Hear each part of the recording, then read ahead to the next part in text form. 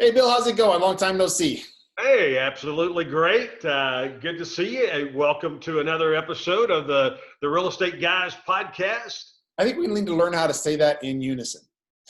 That'll take a little practice. Let's Yeah, not do that right now. we'll have to sit over some margaritas and do that, actually. There you go. There you go. Today, we are going to talk about short sales. Yeah. And a lot of Short people sale. have heard the term, but they really don't know what is involved in a short sale and how it can benefit an investor. Yep. And I think we're going to start seeing, the market is in transition. And I always tell people, don't be afraid of that. We actually make more money when the market is in a down transition like it is now, and it's picking up some momentum. We make more money there than we do when it is in an up market. So don't be afraid of it from that standpoint. It's just a shift in how you do things. One of the things you're going to see a lot more of in a downward market, you're going to see a lot more short sales. So what a short sale is, and this is the layman's definition, is you've got a property that the homeowners have gotten behind on. They're in pre-foreclosure. They're not likely to be able to get the property current. They're going to lose it. And so what a smart homeowner can do is start trying to market that property, and depending on what they owe on it, they may not be able to get enough money to pay it off. And so the bank, in many cases, will be willing to accept a sale for less than is owed on the property. That's the short. They're coming up short. So they're willing to do a short sale in a lot of cases to keep from having to go through the whole foreclosure process. If they can sell it to you or me and be able to do that in a short sale environment, the homeowner go ahead and vacate the property and them avoid having to go through the expense of the foreclosure. A lot of times the banks are very happy to do that. So what we're looking at in the short sale environment is when you see any house that's a pre-foreclosure has an opportunity to become a short sale. The bank is going to look at it, and a lot of times you just want to have your real estate agent representing you with the fact that, hey, we want to see if the bank is open for a short sale on this property. And there are a lot of agents who list short sales. If you go through the MLS, or if you ask your agent to go through the MLS and look for short sales, you will find agents, that is their specialty. They negotiate short sales with the bank. So they have properties that they've already got ready for short sales. Now, again, remember, just because it's a short sale doesn't mean it's a good deal. Always do your numbers. So many people, they hear a certain term, a catchphrase, and they assume they're getting a great deal. Do your numbers. Make sure that those numbers work for you, okay? Because you're not buying this house to live in. You're buying this house to make a profit on. Typically, the way a short sale works is you're buying the property. You may do a little bit of rehab, or you may not. There are properties that are in great condition that are on short sale. You're going to buy this thing, you're going to flip it. You're going to make the difference if there's a difference, okay? And a lot of times, short sale properties are being offered at market value. One of the things we're going to see as we go into the market changing, as there's less demand for real estate, we're going to see that market value coming down, but we're also going to see banks a little more motivated to sell below market value so that they can get that property off of their books. And we talked about that in the last podcast about the things that it means to a bank, which is very different than what you and I typically might think of for them to be carrying a piece of bad debt. So they like to keep that debt cleaned off as quickly as possible. And sometimes they'll take a surprising hit to get that piece of bad debt off their books. And short sales are a great way for us to be able to execute that. So not only will you find agents that are listing short sales, but anytime you see a property that you know is on the pre-foreclosure list, or you suspect maybe that it could be based on conversations that you might have had with your agent, then you can go back and say, hey, I'd like to make a short sale offer on this property. And let the agent go back to the bank or the mortgage company and say, hey, I got somebody interested. Now it's an investor, and they're looking at a short sale here. Is that something that you would entertain? And so there's a process that the banks go through, And sometimes that short sale is going to take a little bit longer to close. Yeah, sometimes it can drag for months and months, but it's going to take longer to close than just a straight traditional foreclosure property, or if we're taking over pre-foreclosure. So know that on the front end, you can get some sweet deals in the short sale environment. And when you're dealing in a short sale, one of the things that you're going to have an opportunity to do is know that there are, in most cases, multiple liens on a property. Many times it's just two, but there's going to be multiple liens on a property. So if I've got a property that I'm dealing with, it's in pre-foreclosure mode, I'm dealing with it from a short sale standpoint, and I already know the bank understands they're not going to get everything they're owed on the property. If there's a second on that property, now it really needs to, it almost has to be from a different institution. But if there's a second on that property and it's from a different lender, many times that's the case, then we can also go to that second and start negotiating with them of, hey, look, you got a $40,000 second on this property.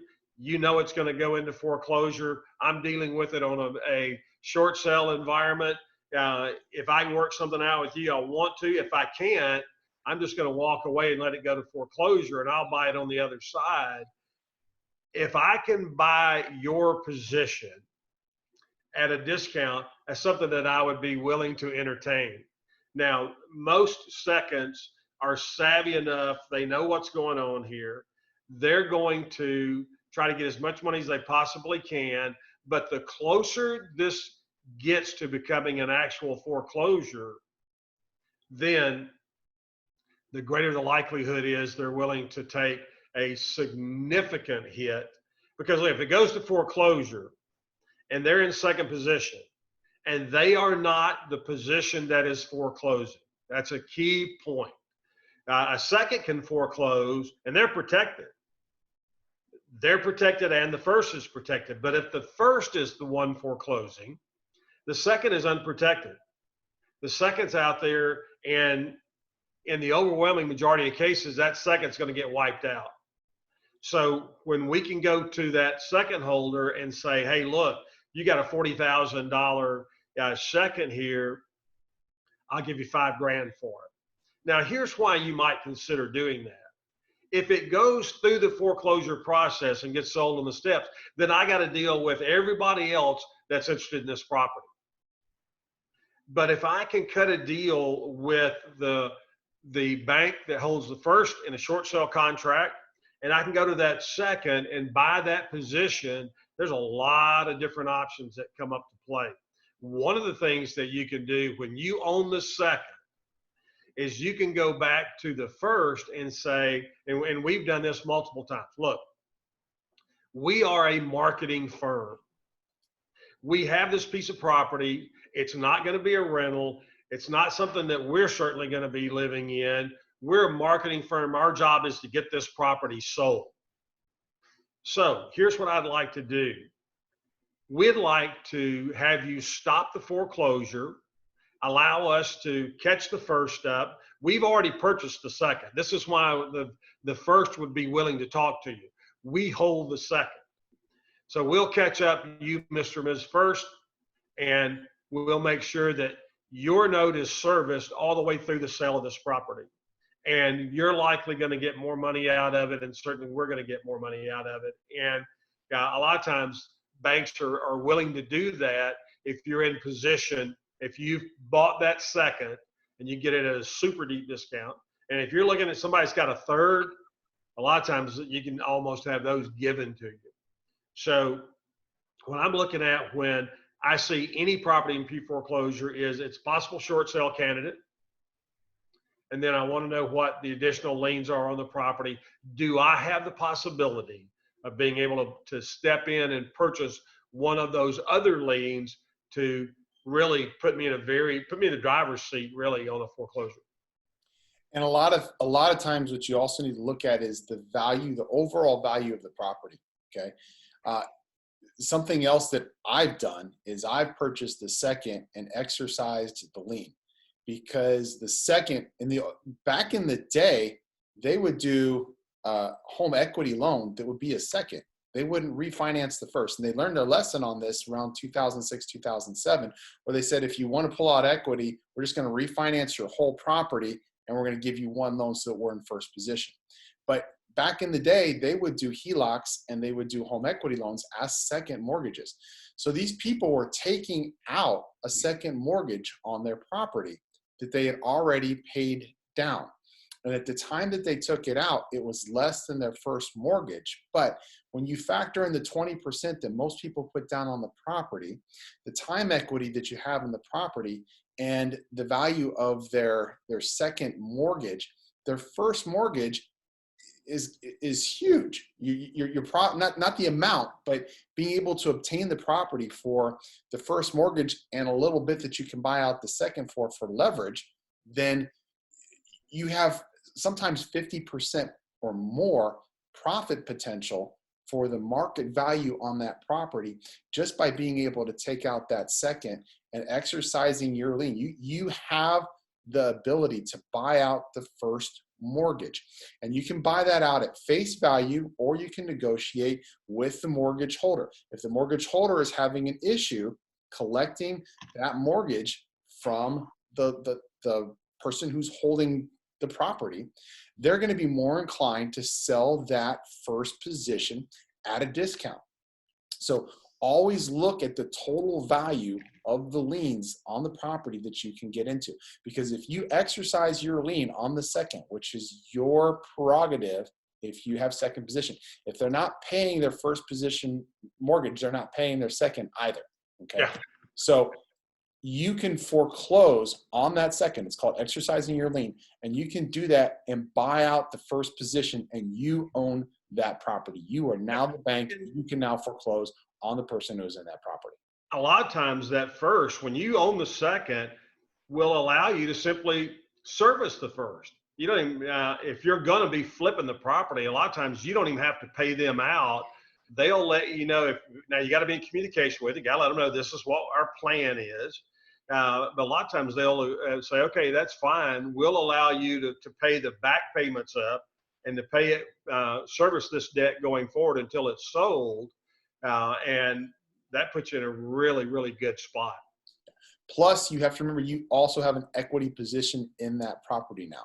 So you actually have a legal right to negotiate that first. And so anytime you look at a phrase that comes along like short sale, it's just another opportunity for how do we get involved in the ownership of this property so that we can control it and we can decide what we want to do with it going forward. This is just another way to do it. So don't get freaked out when a term comes up that you're unfamiliar with, or you've heard bad things about in the market, how long they take, or that's all a individual case basis. And make sure that you spend some time, if you're brand new to this, you want to spend some time learning about short sale. And I wouldn't have any issues with going over and Googling short sale and get some real broad generic information, but get yourself to a point where you're not concerned about, you just turn your back on a segment of the market. It's a segment of the market that's going to get bigger and bigger as we go forward here for the next few years. Yeah, and knowledge is power. And the other part of this equation is know what your exit strategy is for that property. It doesn't have to be cut and dry on buying low and selling high. Okay, I've purchased property, and Bill probably has too, at market value because I was going to make money putting tenants into it. You could buy a property that's short sale, it's going to be a little less than market value, may not be worth having to repackage it and resell it, but by putting tenants into that property, you're cash flowing, by putting that as a bundle that you can wholesale to somebody else. Whatever it is, that exit strategy that you have for that particular short sale. And it could be a situation where you're buying that short sale and it needs rehab, which means you're getting it for less. So you're going to rehab that and you're going to turn around and you've got that profit margin. Know what your exit strategy is and don't be fixated on just one strategy. It's not always buy low, sell high. Know your options by having multiple options that you can put into place, and always have backups, okay? But by having multiple options that you can put into place, you have opened up the field for what you can do as far as acquiring property and what you can do with those properties. Most people say, you know, it's a short sale, but there's really not a whole lot of meat in it. But in a market where Bill is, in a market where I am, rents are huge. You can buy properties in many areas of the Dallas-Fort Worth area, Central Florida, for market value and still be making a cash flow. So if you're buying a property for below market value, you're making even more in your pocket every single month from those tenants. It doesn't have to be a flip strategy. It could be. It just don't fixate on one thing. Right. And you kind of touched on this earlier, and I didn't want to get biased. Everything, when we start looking at what is a property worth, we always start with what's the value of this property in pristine condition in today's market. I can work backwards from there, but I got to know if this is in great shape and I want to sell it, here's what I can sell it for. If it's in great shape, what kind of rent would it command? So that I can put together which way I want to go with it. Also, if I'm going to wholesale it, I still have to know what the pristine value is of this property to be able to wholesale it, because I've got to be able to talk to prospective other buyers, other investors, and say, hey, you know, once this house, if you're a flipper, once this house is been rehabbed, it'll sell for $650. We're buying it, or you're going to buy it at $5.25. We may have bought it at $480, whatever the numbers happen to be. But I've got to know what that house could potentially be worth in pristine condition. And that opens up all these different exit strategies so that we can look at it and go, all right, which is what works best for me now? And look, there is no, this is the only exit strategy. And look, Kevin's exit strategy on a particular property may be different than mine, and that may be based on what we're doing in our business and what our personal cash flow needs are at that particular moment. Right. The more cash you have coming in, the easier it is to go, hey, I'd rather hold on to this asset, build equity in it, get some spread every month, because I don't have to have this huge paycheck. I've gotten huge paychecks on other properties. Yeah, and we do that a lot of times with our consulting clients. We'll get them flipping early to get a couple of paydays in, get them some cash reserves built up, and then transition them into buy and hold from a rental standpoint, so they start building monthly evergreen money. So understand what your particular scenario is. What is it am I trying to achieve with my real estate investing? Something that's, sorry. If I know what my end goal is, I'm going to be looking at all these different opportunities and possibilities to get involved with property. And when the market's turning, I'm going to be looking at short sales as another way to get into more property. And we're talking exit strategy. Something that has really helped me be able to think outside of the box is when an appraiser looks at a property, it doesn't matter what the property is, okay? The appraiser has to appraise it for highest and best use, okay? So they could be looking at a residential property that happens to be zoned commercial and sitting on a busy street, okay? They're going to appraise that property for its highest and best use, which is going to be as a commercial property. Somebody may move into it and live in it, okay? That's not the highest and best use, okay? Somebody could rent that out as a commercial property or tear it down. The highest and best use of that property may be bulldozing it and building something else there.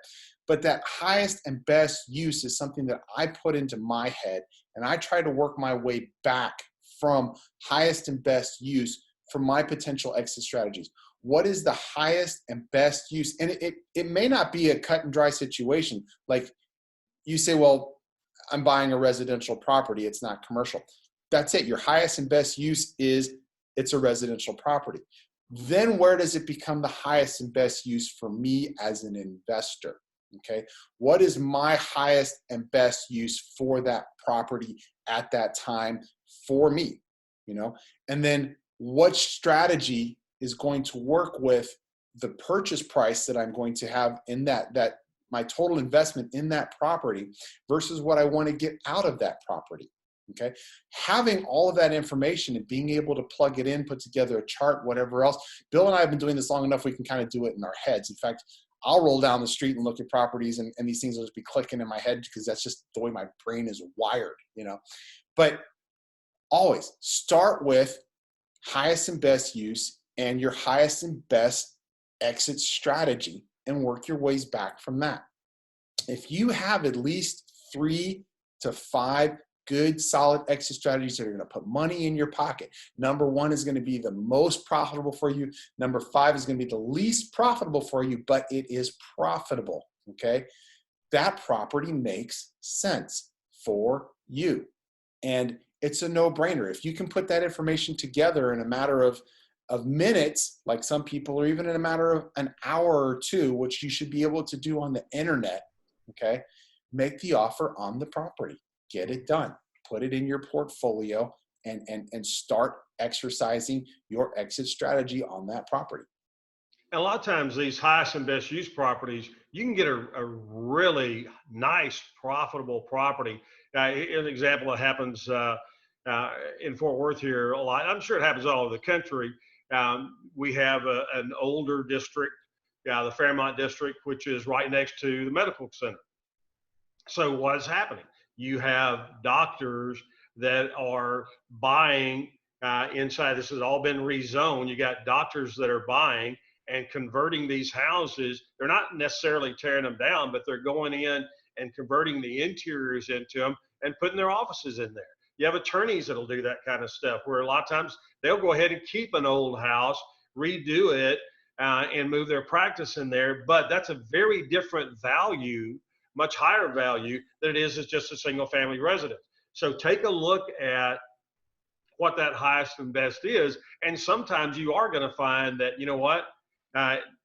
the land is what's valuable here because of its location. Let's buy this thing. We'll scrape it and we can sell the lot as a commercial property for more than we could sell the house rehabbed and sell it as an individual homeowner's property.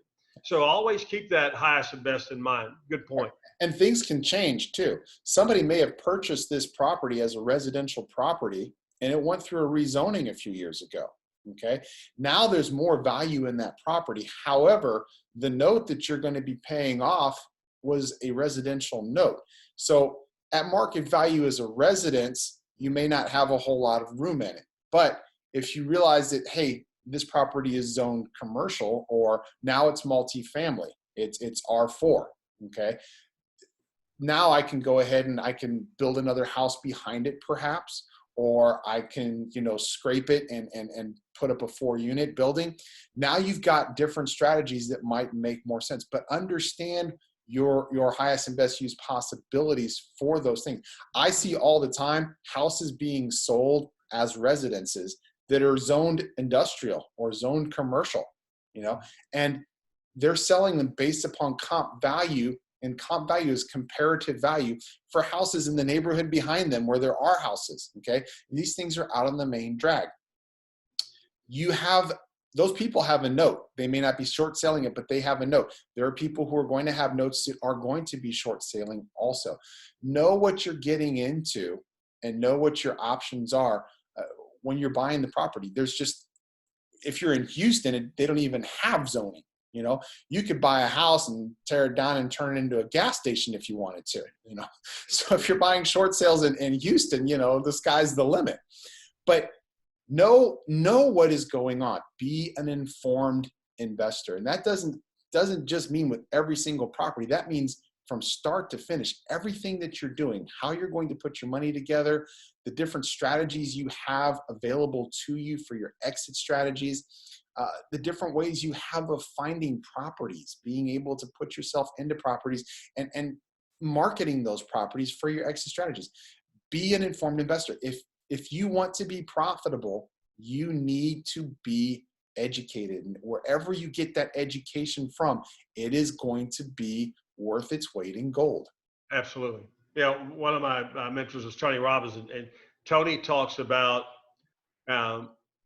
turning decades into days. And you do that by getting with guys like you and I to teach how to short circuit that timeline, how to take what it's taken us 20 plus years to learn and be able to learn a whole bunch of it in a condensed amount of time, or through a book or a home study course. But in doing that, you take decades and turn them into days. And man, I just can't imagine all the different possibilities that are out there in real estate. Somebody trying to jump out and figure this thing out on their own. Come get some quality education and short circuit. You'll end up paying for it one way or the other. Whether you do it or not, you're going to pay for it. And much better to not make the mistakes, to shorten that timeline by getting some good quality education. And that's what we strive to do here on the Investor Guys podcast, is give you good information to help you get to a point that you're doing more deals faster, more profitably. I used to tell my sons all the time, they didn't necessarily listen, but I would tell them, if you want to know how something is going to turn out, ask somebody who's older or somebody who's been there and done that. They can tell you, because they have already walked that walk. They've already been down that road, down that track. Usually it was life lessons I was talking to them about, but it equates to this.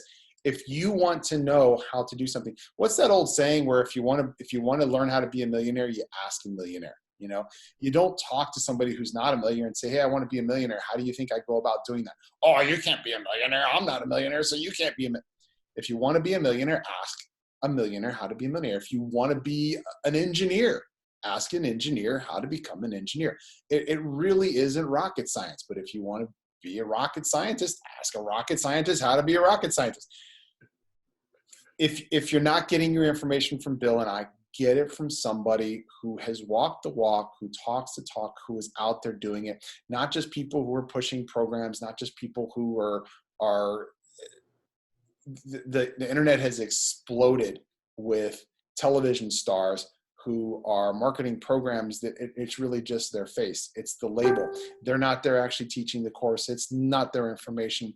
It's a seminar company using their face to promote their products. Those people have become my students, and I hear the complaints, and you too probably, Bill. That person never showed up. It was garbage. It was a bunch of this. It was a bunch of that. It was smoke and mirrors. They were just trying to sell us more programs. Common sense. You know, if you want to know how to do something, ask the right people how to do it. And you don't just count on Bill and I, okay? You've got the internet at your fingertips. You guys are watching us probably on a computer or a smart device, okay? Take the initiative to go out, do some searches, read yourself. You know, if you have any doubt in your mind, okay, do some Google searches and find out what investment strategy has made more people rich throughout the course of time. It is investing in real estate. If you want to know the potential that you can make on investing in real estate, do a Google search. The information is out there. And you know, you mentioned ask somebody that's been there, done that. I want to plug a book. It's not a real estate book, but it is a how to increase your wealth book that is one of my favorites, by Bob Proctor. It's called The Science of Getting Rich. And it is literally just the same kind of things that you and I teach for real estate. Bob teaches about wealth. Just a great guy and a great book, but it's a mindset thing. It is understanding, and it fits for real estate so perfectly. It's a mindset to understand that there's deals out there. There's a way to get this deal done. There's a way to get this deal funded. And if I go talk to guys like Kevin and Bill and understand what my options are, I can get this thing done. Rarely have I ever walked away from a deal because there just wasn't a way to get it done. There's been some deals that I've walked away from that I went, there's just not enough spread to make it worth my time. That's a very different thing. So if you're joining us on the real estate or the Investor Guys podcast to learn about real estate, if you're joining us regularly here, we're going to teach you the things that are going on right now that we're doing in our business today. And we're going to keep you up to date on what's going on in the market and how you can benefit from it. Yeah. And And so, I think this is probably the first time we've ever given any homework. Okay. But when you guys hang up with us, start doing some Google searches, start doing some research. There's no reason why you can't order books on Amazon and read them. Okay. yeah, Get like, are out you dumb there. enough to be rich? Yeah. Dumb Enough to Be Rich and Dumb Enough to Be Richer, or Are You Dumber Enough to Be Richer? Whatever his second book was. Order books on Amazon, and can they get the book directly from you too? They can. In fact, what we're about to announce, Kev, is we're doing a digital version on "Are You Dumb Enough to Be Rich?" the second edition, which is about 135,000 copies out in the marketplace. We're going to do a digital version on that here in the next week or so for $2.99. Give the website for that, because we're not here till Monday now. So okay, it is Are You Dumb Enough to Be Rich.net. Are you dumb, D-U-M-B, enough to be rich.net? Hang on 1 second, I'll show you what it looks like. all right, and all spelled out, A-R-E, I'm guessing. But if you have not read his book, absolutely. Some of the things that I liked about, I didn't read his second book, so I don't know if it carried through to the second book, but Bill actually shares his own experiences when he first started out and how he was trying to make a go of things. And it makes it more personal. And I don't know if you did that for your second edition or not, but I know your first edition, you spoke about, literally, the steps that you went through and the anxieties that you were going through in order to, accomplish what you wanted to accomplish and learn the steps that you wanted to learn. So it's really not just an informative book. It's a book about Bill's journey to get to where he is now. When I had an interviewer ask me early on, how would I describe the book? And I said, it's a biographical textbook. It is a textbook in that it is about real estate investing, how to do it, what you should be doing. And then it's biographical because as you mentioned, it is my story. So it is my story in real estate, but it's this version right here. You're going to see rolling out in the next few days. You can go to areyoudumbenoughtoberiich.net and pick up the digital version of this for $2.99, $2.99, and have instant access on it. Get that ready for Mother's Day. Yeah. And Mother's Day present for your mom that you can. All your mothers out there. So, hey, great talking to you, brother. Good talking to you too. We will see all of you guys back here on Monday. Have a great weekend. See you guys. Thanks for being part of the Investor Guys podcast. See you next time.